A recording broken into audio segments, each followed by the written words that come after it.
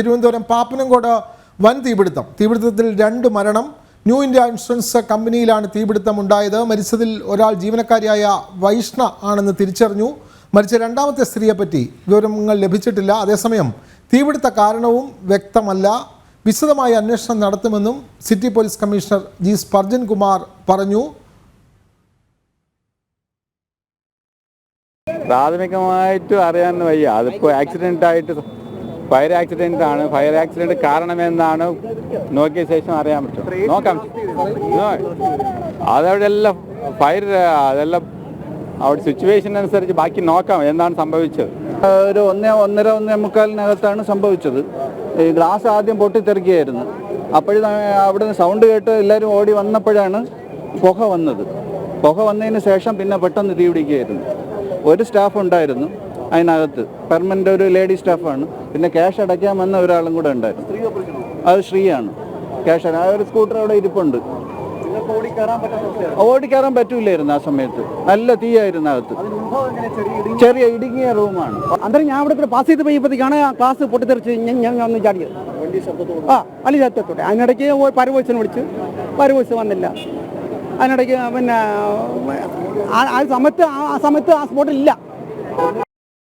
വിവരങ്ങളുമായി പ്രശാന്ത് ശങ്കരമംഗലത്ത് ചേരുകയാണ്. പ്രശാന്ത്, ഒരു ന്യൂ ഇന്ത്യ ഇൻഷുറൻസ് കമ്പനിയിലാണ് ഈ തീപിടുത്തം. തുണിക്കടയോ അല്ലെങ്കിൽ അത്തരത്തിൽ തീ വളരെ പടർന്നു പിടിക്കുന്ന ഒരു സ്ഥാപനമല്ല. എന്താണ് ഇതിൻ്റെ കാരണം? പ്രാഥമികമായി എന്തെങ്കിലും വിവരം ലഭിക്കുന്നുണ്ടോ പ്രശാന്ത്? വിനോദ, പ്രാഥമികമായ വിവരങ്ങളൊന്നും കിട്ടിയിട്ടല്ല. നിലവിൽ അന്വേഷണം നടത്തിക്കൊണ്ടിരിക്കുകയാണ്. അതായത് ഇന്ന് ഉച്ചയ്ക്ക് 1 മണിയോട് കൂടിയാണ് സംഭവം നടക്കുന്നത്. ഈ പാപ്പനംകോട് ജംഗ്ഷനിലുള്ളൊരു ഇൻഷുറൻസ് കമ്പനിയാണ്. ഇത് ന്യൂ ഇന്ത്യ ഇൻഷുറൻസ് കമ്പനിയിലാണ് തീപിടുത്തമുണ്ടായത്. ഒരു വലിയ ശബ്ദത്തോടു കൂടി ഗ്ലാസുകൾ പൊട്ടിത്തെറിച്ച് റോഡിലേക്ക് വീഴുകയാണ് ആദ്യമുണ്ടായത്. അതിനുശേഷമാണ് പിന്നീട് തീ പടർന്നു പിടിക്കുന്ന ഒരു സാഹചര്യം ഉണ്ടായത്. ഈ തീപിടിച്ച കമ്പനി എന്ന് പറയുന്ന ഒരു ഇടുങ്ങിയ സ്ഥലത്താണ് സ്ഥിതി ചെയ്യുന്നത്. അതുകൊണ്ട് തന്നെ രക്ഷാപ്രവർത്തനം വലിയ ബുദ്ധിമുട്ടായി. ഉള്ളിലേക്ക് കടന്നുള്ള രക്ഷാപ്രവർത്തനം സാധ്യമല്ലാത്ത രീതിയിൽ ആവുകയും ചെയ്തു. അതായത് ഈ തീപിടിച്ച ഉടനെ തന്നെ തീപിടിച്ചതിന് ശേഷം രക്ഷപ്പെടാൻ കഴിയാത്തൊരവസ്ഥയാണ് ഉണ്ടായത്. വലിയ രീതിയിലൊരു പൊട്ടിത്തെറിയോടുകൂടി ഒരു ശബ്ദത്തോടു കൂടി തീപിടിക്കുകയായിരുന്നു. അതേ തുടർന്നാണ് പിന്നീട് വലിയ രീതിയിൽ തീ പടർന്നു പിടിക്കുന്ന ഒരു സാഹചര്യം ഉണ്ടായി. അതോടുകൂടി ഈ രക്ഷാപ്രവർത്തനം അസാധ്യമാകുന്ന ഒരു സാഹചര്യമാണ് ഉണ്ടായത്. ഉള്ളിലേക്ക് കയറി രക്ഷപ്പെടുത്താൻ കഴിയാത്ത സാഹചര്യം ഉണ്ടായി. മാത്രമല്ല, അതിനുണ്ടായിരുന്ന 2 പേരാണ് ഉണ്ടായിരുന്നത്. ഒന്ന് സ്ഥാപനത്തിലെ ജീവനക്കാരിയാണ്, വൈഷ്ണവ എന്നാണ് പറയുന്നത്. മറ്റൊരാളെ തിരിച്ചറിഞ്ഞിട്ടില്ല. ഇതുവരെ തിരിച്ചറിയാൻ സാധിച്ചിട്ടില്ല. അത് സ്ത്രീയാണെന്നും അതുപോലെ തന്നെ പുരുഷനാണെന്നും 2 അഭിപ്രായം പറയുന്നുണ്ട്. ഈ പ്രദേശവാസികൾ തന്നെ പറയുന്നുണ്ട്. സംഭവ സ്ഥലത്ത് ഉണ്ടായിരുന്നവർ തന്നെ പറയുന്നുണ്ട്. അതുകൊണ്ട് തന്നെ അതിലൊരു കൃത്യമായ വ്യക്തത വന്നിട്ടില്ല. അല്പസമയം മുമ്പ് city police commissioner G Spurgeon Kumar സ്ഥലത്തെത്തിയിരുന്നു. അതോടൊപ്പം തന്നെ മന്ത്രി വി ശിവൻകുട്ടി അടക്കമുള്ളവർ സംഭവസ്ഥലം സന്ദർശിക്കുകയും ചെയ്തിരുന്നു. ഇതിൻ്റെ ഈ സംഭവം പൊട്ടിത്തെറിയുമായി ബന്ധപ്പെട്ട കാര്യങ്ങളിൽ വിശദമായ ഒരു അന്വേഷണം നടത്തുമെന്ന് ഇരുവരും പറയുകയും ചെയ്തു.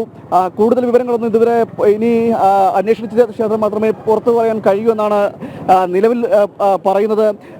ഈ AC പൊട്ടിത്തെറിച്ചുകൊണ്ടുള്ള ഒരു അപകടമാകാനാണ് സാധ്യത എന്നാണ് പ്രാഥമികമായൊരു നിഗമനം. വലിയ ശബ്ദത്തോടു കൂടിയായിരുന്നു പൊട്ടിത്തെറി ഉണ്ടായിരുന്നത്. അതുകൊണ്ട് തന്നെ ഈ പ്രാഥമികമായൊരു നിഗമനം എന്ന് പറയുന്നത് AC പൊട്ടിത്തെറിച്ചതാകാനാണ് സാധ്യത എന്നാണ് നിലവിലെ കണ്ടെത്തൽ. തുടർന്നുള്ള ഫോറൻസിക് വിദഗ്ധരടക്കമുള്ളവർ സംഭവ സ്ഥലത്തേക്ക് എത്തിയിട്ടുണ്ട്. മറ്റൊരു വിവരം എന്ന് പറയുന്നത്, ഈ സംഭവം നടന്നതിന് ശേഷവും ഫയർഫോഴ്സിന്റെ അധികാരികൾ ഫയർഫോഴ്സ് എത്താൻ വൈകി, അതും ഇതിനൊരാക്കം കൂട്ടി എന്നൊരു വിമർശനവും ഉയരുന്നുണ്ട്. അത്തരത്തിൽ ഏറെ സമയം കഴിഞ്ഞിട്ട് ശേഷമാണ് ഫയർഫോഴ്സ് എത്തിയത് എന്നും ഈ രക്ഷാപ്രവർത്തനം നടത്തിയവർ പറയുന്നുണ്ട്.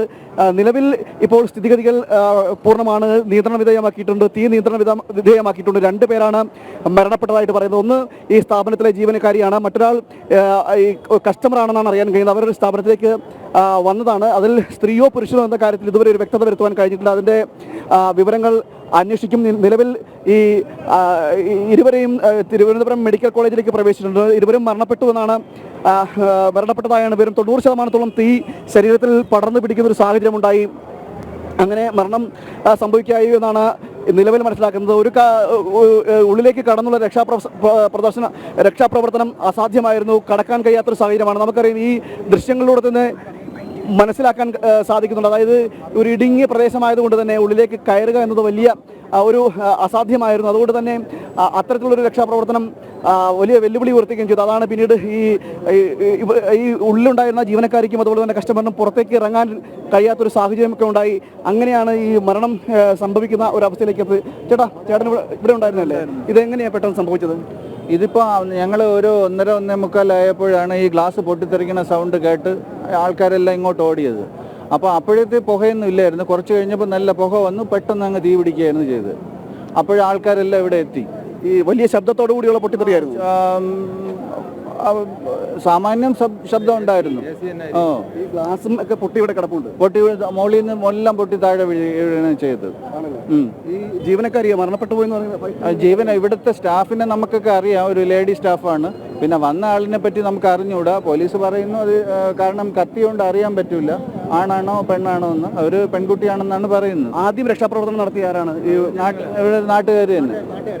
ഉള്ളിലേക്ക് കടന്നു കയറാൻ പറ്റുന്ന സാഹചര്യമായിരുന്നു. അല്ല, ഇത് എൻ്റെ പൊന്നു സുഹൃത്തെ, ഇത് നടക്കാനുള്ളത് AC ഒന്നുമില്ല. AC പൊട്ടിത്തെറിച്ചപ്പോൾ സ്മെല്ല് വന്നതിൻ്റെ അനുസരിച്ച് ഇവർ ബോധം കെട്ട് വീണിരിക്കണം. ബോധം കെട്ട് വീണതിൻ്റെ അടിസ്ഥാനത്തിൽ അപ്പം തന്നെ തീരും. കാരണം അവരെ വസ്ത്രങ്ങളൊന്നും മൊത്തം കത്തിയിട്ടില്ല, ഫോറസ്റ്റ് ഇല്ല. കാരണം രണ്ടാമത് അവർ ഒറ്റയ്ക്കാണെന്നുണ്ടെങ്കിൽ പുറത്തുനിന്ന് ഒരാൾ കസ്റ്റമർ വന്നിട്ടുണ്ട്. അപ്പോൾ അങ്ങനെയാണെങ്കിൽ അതിൽ ആത്മഹത്യ മറ്റോ കാര്യങ്ങളോ ഉണ്ടാവാൻ സാധ്യതയില്ല.